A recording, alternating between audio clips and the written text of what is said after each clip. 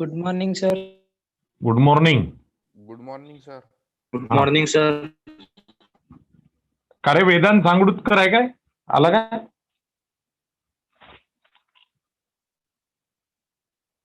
वेदांत सांगडुतकर.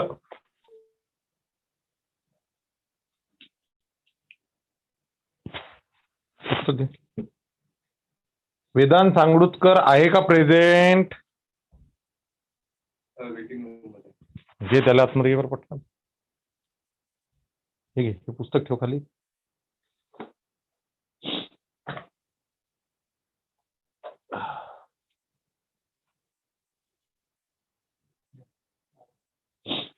वेदांत सांगडुतकर.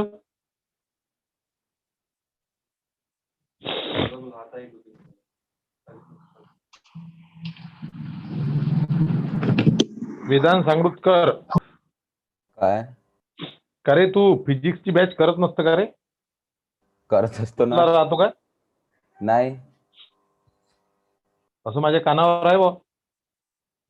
नाही ना, रोज करतो मी पक्क. फक्त. हा, रोज करत आहे काय? झोपला नको राहत. सगळं लिहिलंही आहे मी. हा, गुड. आणि बाकी पण कोणी जर समजा कंटाळा येत असेल, सकाळी 7 वाजता कसं उठायचं? 7 म्हणजे भरपूर लेट आहे. आम्ही स्वतः 5 वाजता उठतो मी. ठीक आहे, म्हणून थोडंसं ते बॅच बीच मध्ये हिमांशू तू करत असतो का बरोबर गोरटे? हो सर. की झोपला राहतो? नाही सर, रोज करतो सर. हा, सगळ्यांनी बाबू रेग्युलर बॅचेस करा 7 वाजतापासून. एकही दिवस वेस्ट नाही जाऊ द्याचा. तर काल मी तुम्हाला आयोनिक बॉन्ड शिकवलं.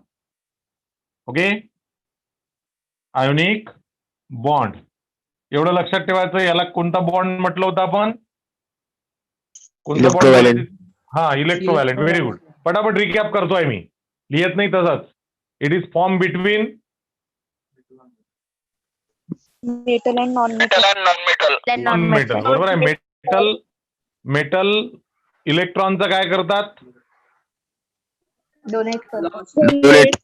डोनेट करून कोणते आयन बनवतात? पॉझिटिव्ह आहे. Positive ion. पॉझिटिव्ह आयनला कोणते आयन म्हणतो आपण? कॅटायन. ओके. आणि कोणतं एलिमेंट इलेक्ट्रॉन डोनेट करताना एनर्जी काय करते? गेन करते. गेन करते. इलेक्ट्रॉन डोनेट करताना एनर्जी गेन करते. It is a endothermic process. Okay. Electron donation करताना एलिमेंट एनर्जी गेन करत असतो. ऍटम एनर्जी गेन करत असतो. ती इंडोथर्मिक प्रोसेस आहे. आणि इलेक्ट्रॉन डोनेट करताना झालं, इलेक्ट्रॉन गेन करताना एनर्जी बहुतेकदा काय केली जाते? लूज केली जाते. ठीक आहे. तर काही एक्सेप्शन असू शकते या गोष्टीला, तर मी सांगतो तो कन्सेप्ट पूर्ण सांगतो मी तुम्हाला. Don't take load. त्याच्यानंतर आता मला एक गोष्ट सांगायची. हा, कोण काय म्हणते सर? इलेक्ट्रॉन लूज म्हणजे इलेक्ट्रॉन देणारा म्हणजे डोनेट करताना लूज तर होतेच एनर्जी. कोण? अरे बाबा, ती हे पहा, ऐकून घ्यायचं कसं असते. इकडे लक्ष दे. मी तुला एक साधंसं उदाहरण देतो. ठीक आहे. आता समजा तुला हे मी काही तुझ्याजवळ कागद दिले. कागद. ठीक आहे. पेपर आहे, कागद आहे, रद्दी पेपर. हे तुला जाळायचे आहे. ठीक आहे. काय करायचे आहे? जाळायचे. हा, तर काय करशील तू सांग बरं मला? म्हणजे काय करशील? हे कागद जाळण्याकरता तू प्रोसेस काय करशील? आग लावणार त्याला. आग लावणार म्हणजे काय करणार? आग लावणार असं म्हटलं तू. मग आग लावणार मीन्स काय करणार सांग? एनर्जी देणार. त्याला आधी तू एनर्जी देणार. बरोबर आहे ना? लिटिल अमाऊंट मध्ये का होईना, पण तू एनर्जी याला देणार. आगपेटीच्या काडीने जी एनर्जी त्याला भेटते कागदाला, ती एनर्जी तू त्याला सप्लाय करणार. म्हणजे पहिल्यांदा तू त्याला एनर्जी देतोय. म्हणजे काय झालं रे? ते इंडोथर्मिक झालं. काय झालं? एंडोथर्मिक. हा, आणि नंतर मग एक कागद पेटल्यानंतर एनर्जीचा काय होते? थर्मिक. एनर्जी लॉस होते. एनर्जी काय होते? लॉस. म्हणजे एक्झोथर्मिक झालं. मग आता मला सांग तू, हे कागद जाळण्याच्या प्रोसेसला तू कोणती प्रोसेस म्हणशील, इंडो की एक्झो? सांग बरं आता. तसं तर मग दोन्ही पण येऊ शकते. नाही, दोन्ही नाही आहेत, तिला एक्झोथर्मिकच म्हणतात. कारण की तो ज्या प्रमाणात एनर्जी घेत आहे त्याच्यापेक्षा त्यापेक्षा कितीतरी जास्त. पटीने जास्त एनर्जी तो डोनेट करत आहे. पटलं ना?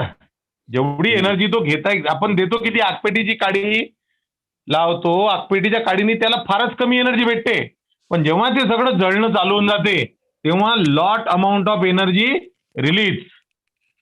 That's why it is a exothermic process rather than endothermic. Is that clear? हा, आता इलेक्ट्रॉनच्या बाबतीत ऐक. आता हे एक्झाम्पल लक्षात ठेवशील. हे जे एक्झाम्पल मी दिलं हे लक्षात ठेवायचं. ठीक आहे. आता इलेक्ट्रॉन जेव्हा आपण डोनेट करतो, when we lose electron from the atom, electron जेव्हा डोनेट केला जाते तर ह्याला अनस्टेबल करणं जरुरी आहे. जोपर्यंत मला तू सांग, समजा आता एखादं घर आहे, एक कुटुंब आहे, त्या कुटुंबात सगळं व्यवस्थित चालू आहे, सगळेजण मस्त एकमेकांसोबत प्रेमाने वागतात, हसून खेळून सगळे त्यांचं लाईफ एकदम व्यवस्थित चालू आहे, म्हणजे ते स्टेबल की अनस्टेबल रे? स्टेबल. बरोबर आहे. आता एक दिवस काय झालं, त्यांचं काहीतरी कारणावरून भांडण झालं. ठीक आहे, भांडण झालं आणि त्यातला एक व्यक्ती जो आहे तो घरातून चालला गेला बाहेर. मग त्याला घरातून बाहेर जाण्याकरता काय होणं, काय झाल्यानंतर तो घरातून गेला, सांग बरं? भांडण. भांडण म्हणजे काय? Unstable. अनस्टेबिलिटी. प्रेमाने जगणे, आनंदाने जगणे, इट इज अ स्टेबल. पटलन बोल ना, ते स्टेबल आहे. आणि जेव्हा भांडण झालं तेव्हा तो अनस्टेबल झाला, मनात त्याच्या काहीतरी आलं, त्याला वाईट वाटलं, जे काही व्हॉट एव्हर मे बी, जे काही असेल ते, नंतर तो बाहेर गेला. पटलन बोलणं? हो सर. हा, बस असंच बाळांनो इथं होत असते कि जोपर्यंत हा जब तक ये इलेक्ट्रॉन जो है, ये इलेक्ट्रॉन जो है जब तक स्टेबल है वो अपनी आउटर मोस्ट ऑर्बिट को छोड़ के जाने वाला नहीं है. ठीक है. तो उससे पहले वो क्या करता है, हम आम्ही काहीच नाही करत, आम्ही त्याला एनर्जी सप्लाय नाही करत, काहीच नाही. हा ऍटम स्वतः इलेक्ट्रॉन जर याला डोनेट करायचा आहे तर हा ऍटमॉस्फिअर मधून पहिल्यांदा एनर्जी गेन करतो.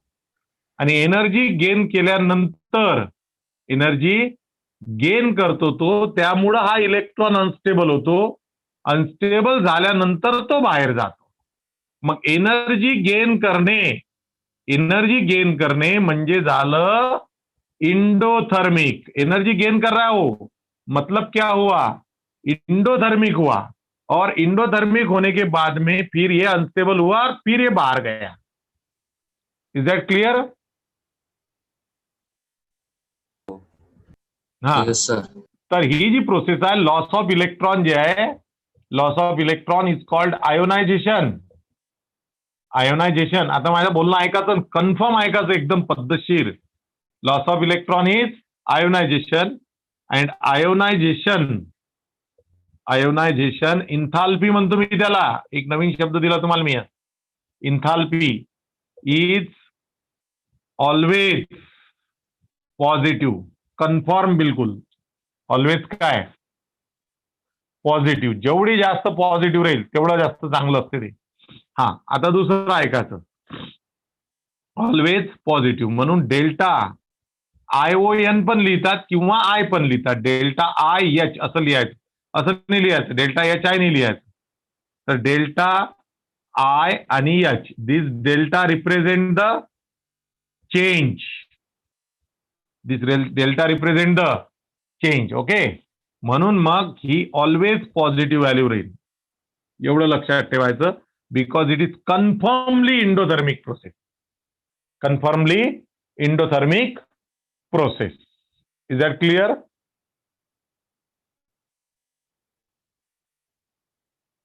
हा, okay then, no problem. So next one is electron gain enthalpy. हे पण समजून घ्या. Electron gain enthalpy. आता डिपेंड आहे की electron gain enthalpy may be positive, जास्तीत जास्त, most of the cases, in most of the cases it is negative. Most of the cases it is negative. ठीक आहे, ही निगेटिव्हच असते कारण की एक्झोथर्मिक आहे. एक्झोथर्मिक प्रोसेस आहे ती. जेव्हा इलेक्ट्रॉन गेन केला चालला तेव्हा एनर्जी लूज करते ऍटम. ठीक आहे, पण इन सम केसेस एक्सेप्शनल असतात या गोष्टीला. In some cases it is positive. लक्षात, काही केसेस मध्ये पॉझिटिव्ह आहे म्हणजे एक्झोथर्मिक आहे. आता तुम्ही म्हणाल सर असं कसं, तो it is depend on the electronegativity. इलेक्ट्रोनिगेटिव्हिटीवर असते डिपेंड ते, आणि म्हणून जे इलेक्ट्रोनिगेटिव्ह एलिमेंट है ना त्यांची वैल्यू निगेटिव राहते नहीं. इलेक्ट्रोनिगेटिव एलिमेंट जो रहते उनकी वैल्यू ये निगेटिव रहेंगी, और कुछ ऐसे एलिमेंट है कि जिनके लिए ये वैल्यू जो है ना ये पॉझिटिव्ह रहती. फार कमी केसेस आहेत तशा. म्हणून आता आपण याच्याकडे जास्त लक्ष नाही द्यायचं सध्याच्या काळात, कारण की आपल्याला कसं असते अजून पूर्ण नॉलेज नाही आहे. जसं जसं नॉलेज वाढेल तसं डिफरेंशिएट करना अपन समझून घेऊ. जैसे जैसे नॉलेज बढ़ेगा वैसे वैसे डिफरेंस करना भी हम लोगों को अच्छे से आएगा. आज हम क्या करते, आज हमारे पास इंफॉर्मेशन है थोड़ी सी और हम बात करते इतनी बड़ी, वो पॉसिबल नहीं होता. मॅच आपलं नॉलेज त्या गोष्टीचा विचार करायला मॅच झालं पाहिजे. ठीक आहे ना. म्हणून आता सध्या पुरतं आम्ही जे सांगतो ना त्याच्यावर फोकस करायचा. मी म्हटलं हे पॉझिटिव्ह इंडोथर्मिक एक्झोथर्मिक इथे इंडो पाहिजे. इंडोथर्मिक लिहिण्यात माझी गडबड झाली. इंडोथर्मिक. ठीक आहे. तर काही केसेस मध्ये इंडोथर्मिक आहे, मॅक्झिमम केसेस मध्ये एक्झोथर्मिक आहे. मग आता मी म्हटलंय की दोन्ही आहे, पण फोकस याच्यावरच करायचा. ती एक्झोथर्मिकच आहे, कारण की फार रेअर आहे तसं ज्याच्यात ती इंडोथर्मिक असते. समजलं बोलणं? हो सर. हो हा, सर. जसं नॉलेज वाढेल ना तसं तुम्हाला डिफरन्शिएट करता येईल प्रत्येक गोष्ट. एकदम नसते होत. आपण जेव्हा चालणं शिकलो ना तर एकदम धावणं नाही शिकलो. आधी गुडघ्यावर चाललो, मग हळूहळू कशाला तरी पकडून चाललो, बरोबर आहे. मग थोडं थोडं फास्ट चालायला लागलो, मग घरातल्या घरात धावायला लागलो, मग बाहेर निघालो, पडलो कितीक वेळा, हे सगळं झालं. म्हणून तसंच शिक्षण पण असते. आता बा याच्यात एक टॉपिक आहे, वेळ नाही वाया गेला पाहिजे रे, पटपट आता मला ते शिकून घेऊ दे. आयोनिक बॉन्ड शिकवला मी तुम्हाला. Ionic solid and lattice enthalpy आहे. ठीक आहे. हा थोडासा हे आहे, वेळ खाणारा पॉइंट आहे. आता वेळ कमी आहे. मी आता कोव्हॅलंट बॉन्ड पहिले शिकून देतो आणि उद्याला मग ते शिकवण चालन. लॅटिस वाला जो पॉइंट आहे तो उद्याला शिकून देईन वेळेमुळे. आता कोव्हॅलंट बॉन्ड पटपट शिकून देतो मी, जास्त वेळ काही खात नाही त्याच्यात. Covalent bond. अब देखो इधर ध्यान दो, कल क्या था कि मेटल थे, मेटल और नॉन मेटल थे. मेरी तरफ ध्यान दो अच्छे से, बिल्कुल एकदम से क्लियरली सुनो. हाँ अलग है, अलग क्लियर. हाँ, मेटल इलेक्ट्रॉन डोनर है, नॉन मेटल क्या है, इलेक्ट्रॉन एक्सेप्टर है. ठीक है, मेटल इलेक्ट्रॉन डोनर है, नॉन मेटल इलेक्ट्रॉन एक्सेप्टर है. ओके, मतलब कल क्या था आयोनिक बॉन्ड में, क्या था इन आयोनिक बॉन्ड क्या था कि एक को इलेक्ट्रॉन डोनेट करने की जरूरत थी और एक को इलेक्ट्रॉन एक्सेप्ट करने की जरूरत थी. बराबर है. एक को इलेक्ट्रॉन डोनेट करने की आवश्यकता थी और एक को इलेक्ट्रॉन गेन करने की आवश्यकता थी. मतलब किसी को देना है और किसी को लेना है. बरोबर रिलेशन बसलंय, काहीच प्रॉब्लेम नव्हता याच्यात. बरोबर आहे, काहीच प्रॉब्लेम नव्हता, व्यवस्थित झालं होतं. पण आज तसं नाही आहे. आज क्या है, और एक ध्यान में रखो, एक सेंटेंस और लिख डालो. Metals are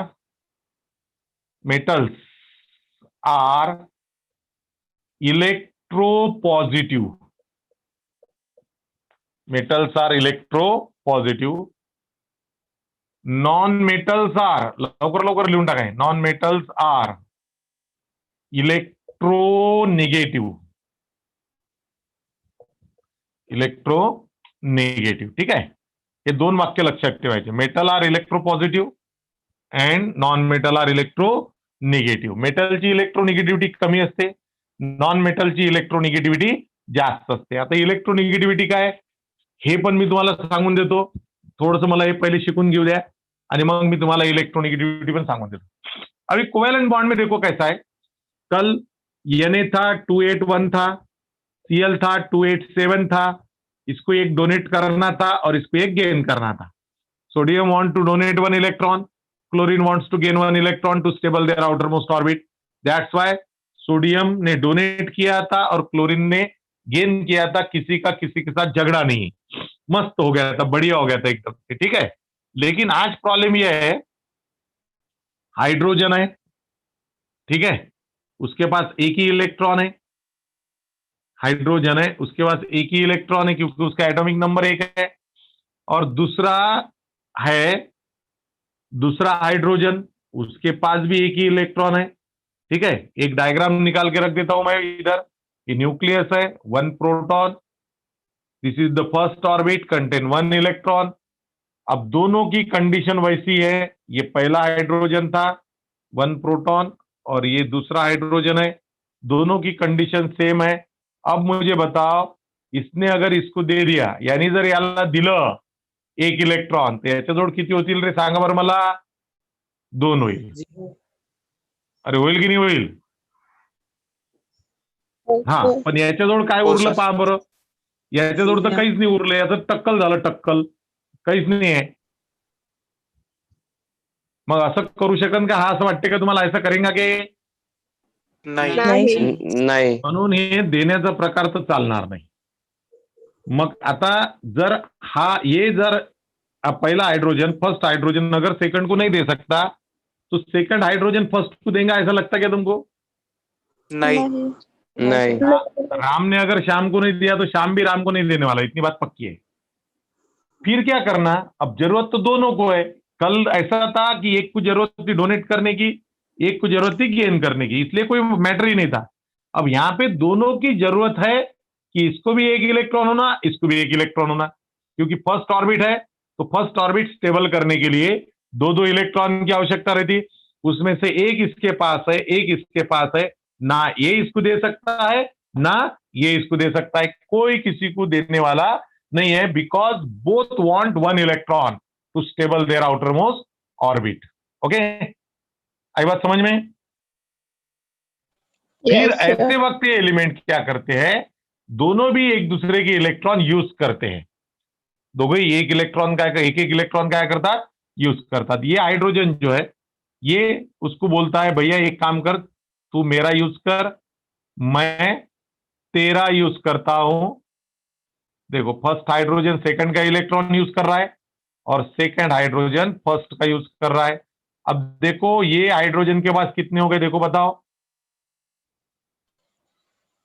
2 electron. 2 इलेक्ट्रॉन्स. अब इसके पास कितने हुए वो भी बताओ. 2 electrons. झालं. This is called sharing of electron. Sharing of electrons. Okay. And not sharing, it is a equal sharing of electron. This is called equal sharing of electron, क्योंकि sharing में 1 इलेक्ट्रॉन जो है वो फर्स्ट हाइड्रोजन का है और दूसरा electron जो है वो दूसरे हाइड्रोजन का है. तो it is a sharing of electron, equal sharing of electron. फिर शेयरिंग जब तक है तब तक इनका ड्यूप्लेट कंप्लीट है या ऑक्टेट कंप्लीट है, जो भी. अभी ये ड्यूप्लेट का एग्जांपल है. दूसरा एग्जांपल अगर हमने लिए तो ऑक्टेट का भी आ सकता, कोई प्रॉब्लम नहीं है. ठीक है.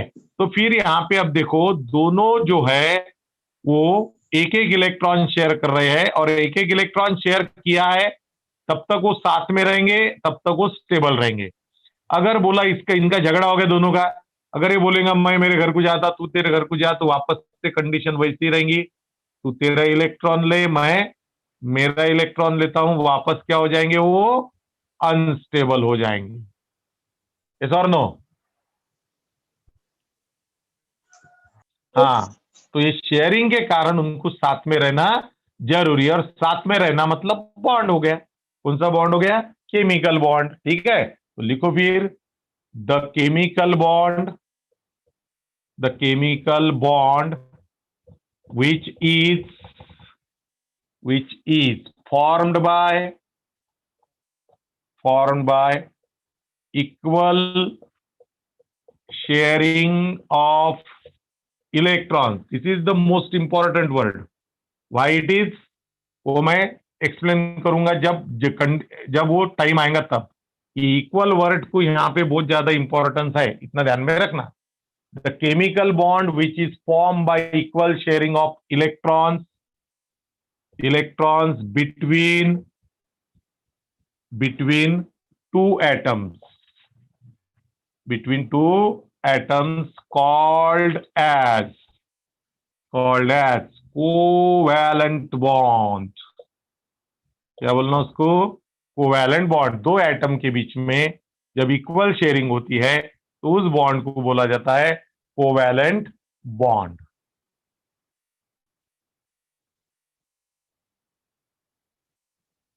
ओके. Yes, sir. हाँ, ओके देन. अभी ये जो कोवैलेंट बॉन्ड है,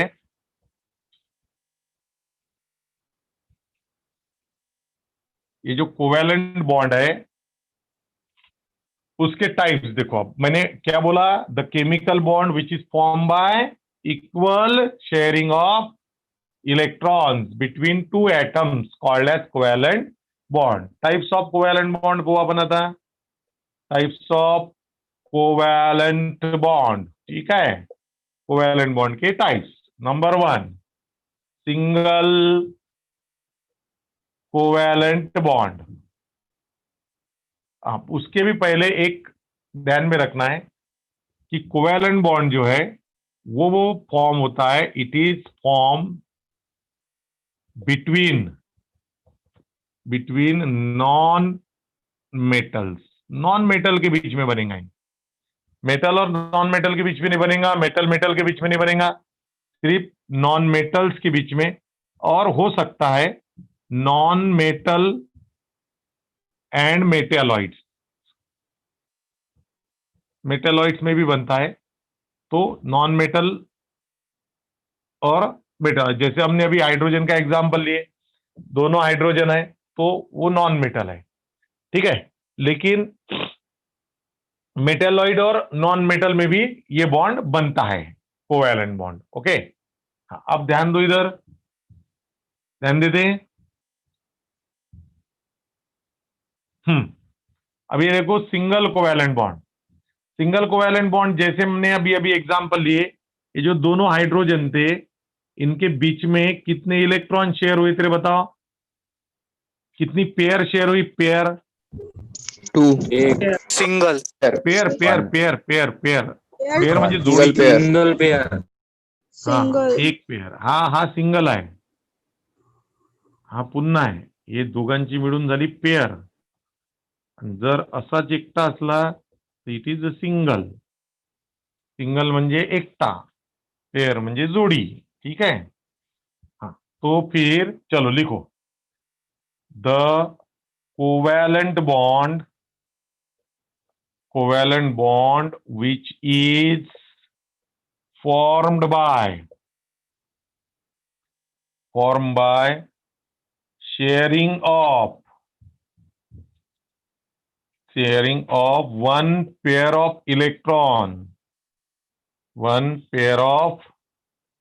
electrons between two atoms called as. फटाफट लिहायचं. झालेला आहे 9व्या वर्गात, 9-10 मध्ये झालेला आहे. Between two atoms called as काय? Single covalent bond. पटपट लिया, सिंगल कोवैलेंट बॉन्ड. ओके. अभी ये सिंगल कोवैलेंट बॉन्ड जो है इसी को मुझे आगे लेके जाना है. अब इसकी मैं डायग्राम बताता हूं. ये हाइड्रोजन जभी किच ले लो और उसके एग्जांपल देता हूं मैं तुमको. ठीक है. फॉर्मेशन ऑफ, एक काम करा इथं आपण थोडंसं व्यवस्थित लिहू, बरं राहील ते. For example, formation of hydrogen molecule.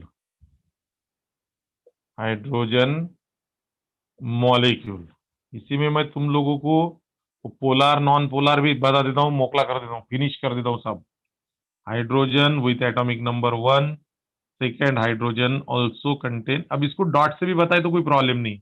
Dot से बताओ, तुम्हारे टेक्स्ट बुक में मुझे डॉट दिखे तो डॉट से बता दो, ठीक है। ये दोनों, फिर ये दोनों क्या करते, अपना अपना इलेक्ट्रॉन एक दूसरे के साथ शेयर करते, लाइक दैट। अब ये जो है ना, it is called shared one shared pair of electrons. Thakur है क्या रे, ठाकुर? सर आ रहा है रे बेटा, समझ में आ रहा है? आ रहा सर. हाँ ठीक है. तो होता एक काय नाव त्याचं रे, देवराज. हाँ सर आ रहा.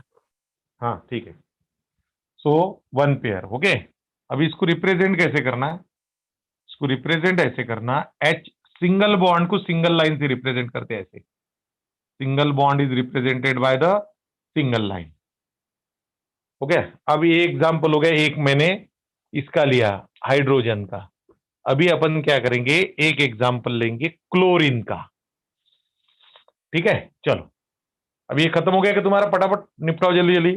सारे समझा दे, तो उसमें जो जो है सब समझा देता मैं तुम लोगों को. हाँ झालं सर. ओके ओके चलो. सो अभी एक एग्जांपल उसने और दिया है क्लोरीन का, तो क्लोरीन का हम पढ़ लेते एक बार. Example, formation of chlorine molecule, ठीक है. अब देखो, जब भी हमने अभी जो पहला एग्जाम, अच्छा ठीक है, ये मैं तुम लोगों को अभी जो पॉइंट बोलने वाला था, इतना एग्जांपल लेने के बाद में बोलता, मतलब और ज्यादा क्लियरली वो तुम लोगों को समझ में आएगा, ठीक है. चलो अब देखो, क्लोरीन है. Chlorine with atomic number 17 having electronic configuration 287. 7 है लास्ट में, तो मैं यहां पे क्लोरीन निकालूंगा 1 2 3 4 5 एंड 6 एंड 7. वैसे इलेक्ट्रॉन क्रॉस से बताना चाहिए, लेकिन अभी डॉट है दिए हुए किताब में, तो अपन डॉट से ही चलेंगे, क्रॉस को रन देंगे बाजू में, ठीक है. अभी लेकिन इसको मैं कलर तो चेंज कर सकता, इसका कोई प्रॉब्लम नहीं है मुझे, ओके. 287 है. अब प्लस दूसरा क्लोरीन 2 4 और ये 6 और एक क्या रहेगा 7, okay. Both need 1 electron to stable their octet now. अभी इनके आउटर मोस्ट में 8 बनेंगे, इसलिए ऑक्टेट. इसके आउटर मोस्ट पे कितने बने थे? 2 बने थे, 2 बने थे, इसलिए ड्यूप्लेट था. ध्यान में रखना, छोटी छोटी बातें, सिंपल सी बातें. अभी ये हो गया तुम्हारा 6 इलेक्ट्रॉन. ये दूसरा क्लोरीन है, इसके भी 6 इलेक्ट्रॉन. अब ये दोनों इलेक्ट्रॉन मैं यहां पे देता हूं. अब ये हो गया इसका ऑक्टेट. देखो 8 हो गए कि नहीं हो गए? देखो वैभवी मदनकर, 8 झाले की नाही झाले? पहा लवकर लवकर. हो सर.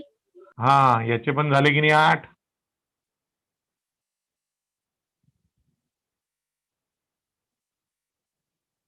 हाँ, तो यहाँ पे भी क्या हुई रे बच्चों, बताओ जल्दी जल्दी.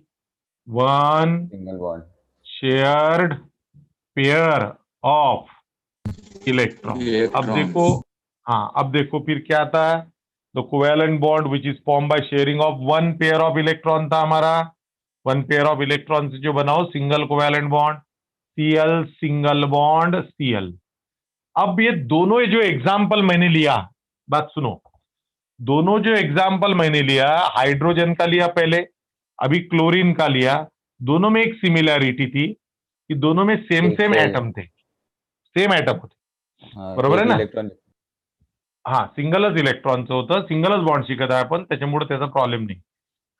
अभी दोनों हाइड्रोजन थे पहले केस में, और दूसरे केस में दोनों के दोनों क्लोरीन है. तो यहाँ पे हाइड्रोजन हाइड्रोजन में बॉन्ड है, यहाँ पे क्लोरीन क्लोरीन में बॉन्ड है. तो यहाँ पे देखो क्लोरीन क्लोरीन का बॉन्ड है, मतलब इलेक्ट्रोनिगेटिविटी जो है, इलेक्ट्रोनिगेटिविटी जो है वो सेम है क्लोरीन क्लोरीन की, और इधर हाइड्रोजन हाइड्रोजन की. तो ये जो बॉन्ड है, अब सबसे पहले ये बताओ बड़ा, ये वर्ड का मीनिंग किसको इसको अच्छे से पता है? दोन्ही शिकवलेलं आहे का रे मी याच्या आधी? नाही. बर, याचं मिनिंग कोणाकोणाला माहिती आहे इलेक्ट्रोनिगेटिव्हिटीचं? सर दोन्ही निगेटिव्ह आयन्स आहे. बर, ठीक आहे. तर आता मी माझ्या पद्धतीने सांगू का मग? हो. बर, आता पहा, इलेक्ट्रोनिगेटिव्हिटी लिहूनच घ्या. बरोबर आहे.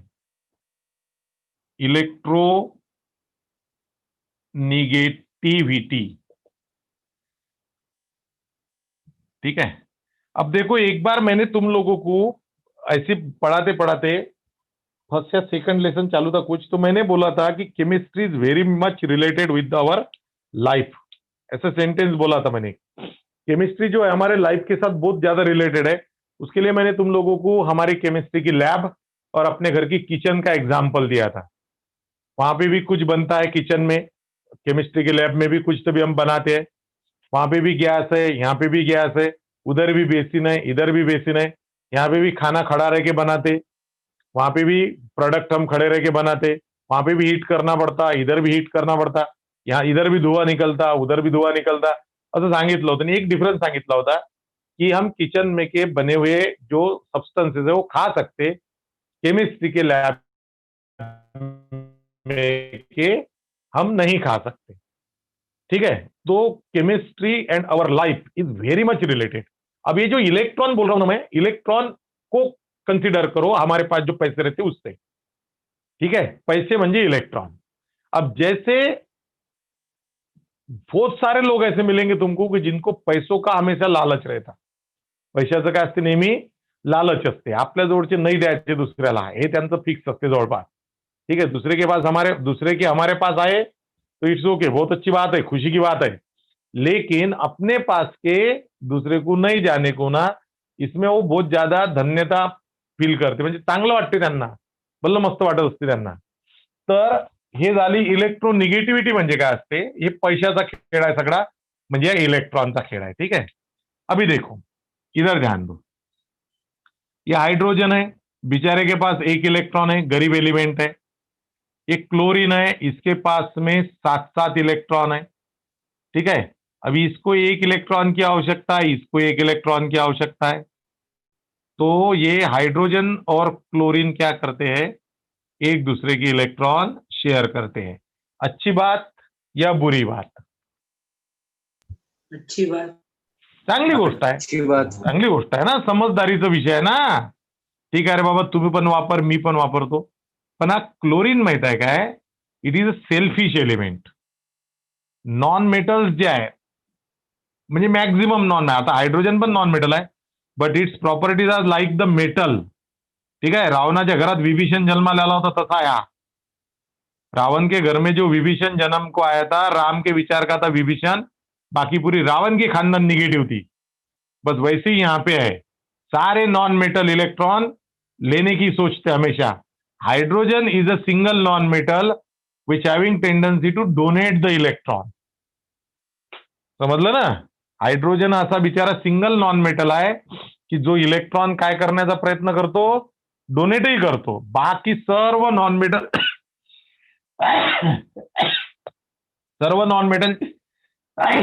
जे आहे ते इलेक्ट्रॉन गेन करतात. आता ठीक आहे, हे तर मस्त झालं, शेयरिंग झालं, इसका ड्यूप्लेट कंप्लीट हुआ, इसका ऑक्टेट कंप्लीट हुआ.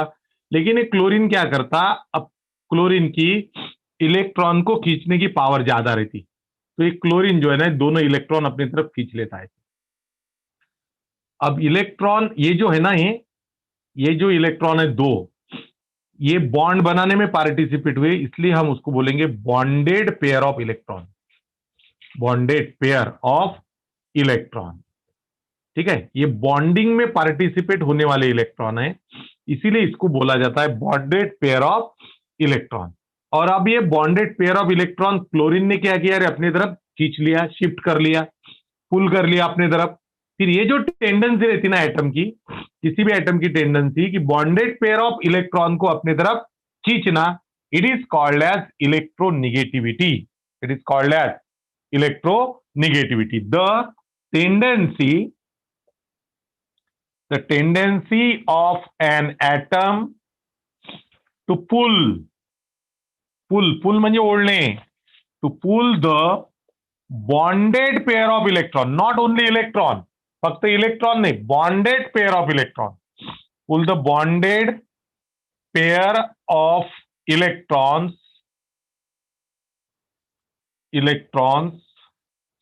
towards itself called as towards itself called as electronegativity.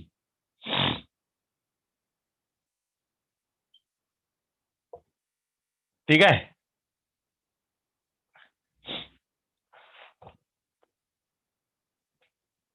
काय म्हटलं मी, कोणत्याही एलिमेंटची बॉन्डेड पेअर ऑफ इलेक्ट्रॉन आपल्याकडे ओढण्याची जी पॉवर आहे त्याला म्हणतात इलेक्ट्रोनिगेटिविटी. ठीक है. किसी भी एलिमेंट की बॉन्डेड इलेक्ट्रॉन जो रहते, बॉन्डेड पेयर ऑफ इलेक्ट्रॉन अपनी तरफ खींचने की जो पावर रहती उसे बोला जाता है इलेक्ट्रोनिगेटिविटी. और ये कम ज्यादा रहती, किसी में कम किसी में ज्यादा. अब जैसे मोस्ट इलेक्ट्रोनिगेटिव जो है, इधर लिख रहा हूं, मोस्ट इलेक्ट्रोनिगेटिव